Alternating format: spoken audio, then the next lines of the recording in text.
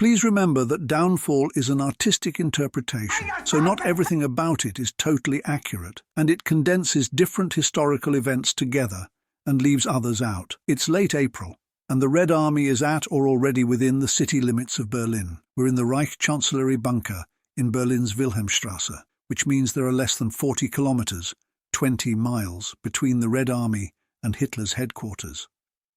Es ist dem Feind gelungen, die Front in breiter Formation zu durchbrechen.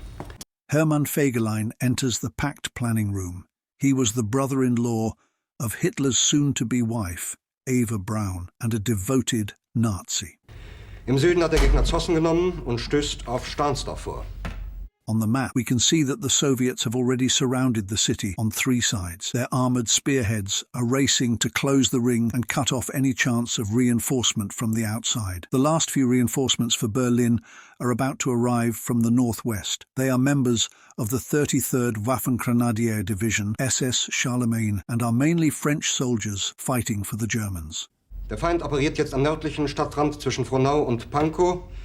Und im Osten ist der Feind bis zur Linie Lichtenberg-Marsdorf-Karlshorst gelangt. The man explaining the Soviet advance on the map is General Lieutenant Hans Krebs, Chief of the Army General Staff. He would play a key role in the fighting to come. Mit dem Angriff Steiners wird das alles in Ordnung kommen. Hitler responds to the threat by saying that Waffen-SS General Felix Steiner will counterattack, relive the city, and turn the tide of the war. Hitler is portrayed here as still being in control, giving orders and drawing lines on battle maps. But Steiner's 3rd Germanic SS Panzer Corps and the other understrength units that comprise the Armeegruppe Steiner only properly existed on paper. Communication breakdown, constant retreat, and a lack of equipment and experienced troops make it nearly impossible to maintain contact with the general staff in the bunker. Mein Führer, Steiner. Krebs is clearly afraid to deliver the bad news. He's just been on the phone with Steinherr and told him to link up with General Wenck's forces. This would allow the 9th Army to break out and form a cohesive defense of the city. But Steiner told Krebs the attack was pointless, and neither he nor Wenck had the forces required to break the Soviet grip on the city.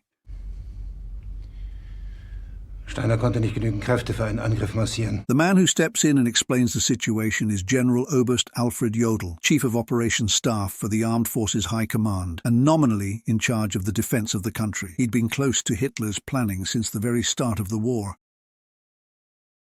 Der Angriff Steiner ist nicht erfolgt. Hitler's hand is shaking, as it often did towards the end of the war. Es bleiben im Raum Keitel, Jodl, Krebs und Burgdorf.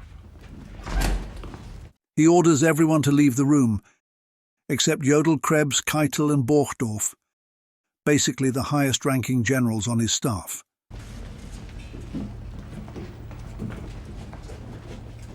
But despite Hitler's clear orders, Joseph Goebbels and Martin Bormann stayed behind as well. Goebbels' Ministry for Propaganda was still hard at work, trying to convince the defenders that miracle weapons would soon come to their aid. Goebbels' wife and children were all in the bunker as well. Martin Bormann was a high-ranking Nazi Party member close to Hitler. He was partially in charge of the Volkssturm, a last-ditch militia of old men and young boys that were sent to defend Berlin. But Bormann did not leave the bunker to command them. On the right, we see Feldmarschall Wilhelm Keitel, Chief of the Armed Forces High Command. Keitel was a loyal follower of Hitler's. He believed in Hitler's strategic genius and earned his job because of his faith in Nazi ideology and the Führer. Das war ein Befehl! Der Angriff Steiners war ein Befehl! Hitler's outburst about Steiner's disobedience shows just how he had centralized the chain of command. But Steiner's weak reinforcements of emergency air force and navy troops, as well as Hitler youth teenagers, lacked the heavy weapons and experience to stop the Red Army. So Steiner simply sent them back. Wer sind Sie, dass Sie es wagen, sich meinen Befehl zu widersetzen?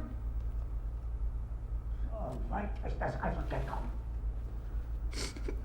The woman on the right is Trauger Junge, one of Hitler's secretaries. Right up until the end, the bunker was staffed with civilian workers like cooks, secretaries and others. Das Militär hat mich belogen! Jeder hat mich belogen, sogar die SS! Die gesamte Generalität ist nichts weiter als ein Haufen niederträchtiger, treuloser Feiglinge! Hitler's not wrong that he'd been lied to. By the end, even Heinrich Himmler had been in contact with the Western Allies in an attempt to convince them to join the Germans and fight the Soviets.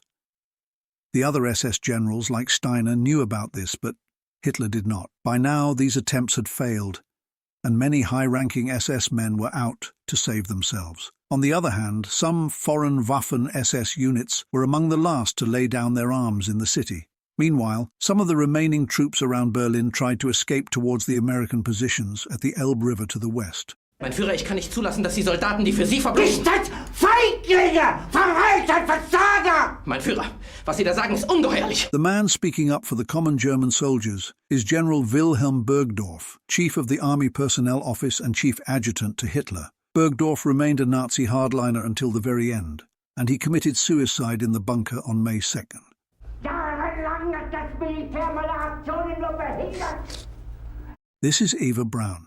She would be married to Hitler on April 29th, one day before they both committed suicide in the bunker. Das hat mir jeden nur gegen Widerstand in den Weg gelegt! Ich hätte gut daran getan, von Jahren alle höheren Offiziere liquidieren zu lassen, wie Stalin! Hitler is raging about having his generals executed and purging the ranks. At this point, he'd already rid himself of several generals and officers, which further weakened the operational capacity of his remaining forces. But this hardly mattered now anyway, since the fighting in Berlin was a death trap, and Steiner and the other generals in the field knew it. By now, many German commanders were reacting to the situation as they saw fit. The collapsing communications made for an easy excuse. Verräter! Von allem Anfang an bin ich so verraten und betrogen worden! Es wurde ein ungeheurer Verrat geübt am deutschen Volke! Aber alle diese Verräter werden bezahlen! Mit ihrem eigenen Blut werden sie bezahlen! Sie werden es saufen in ihrem eigenen Blut! Hitler reportedly ranted and raved during his last days. He randomly called generals and ordered them to send all their troops to the city, and dreamed that Goering's personal army would come to the rescue. But obviously, there was no chance of any of this. Aber wenn Sie, meine Herren, glauben, dass ich deswegen Berlin verlasse, irren Sie sich gewaltig. Eher jage ich mir eine Kugel durch den Kopf. Hitler's fate has been the subject of endless conspiracy theories. It is clear that he decided to stay and commit suicide in Berlin rather than to escape or die fighting, though some argue he considered these options or that preparations for an evacuation were carried out by his staff.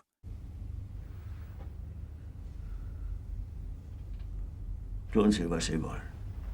This movie scene compresses Hitler's ultimate realization that the war was lost, which in reality was a process that took much longer than a few minutes. On April 28th, the last attempts to relieve the city were considered, but the military situation had been lost long before. Hitler and Eva Braun committed suicide on April 30th, and Berlin surrendered 2 days later.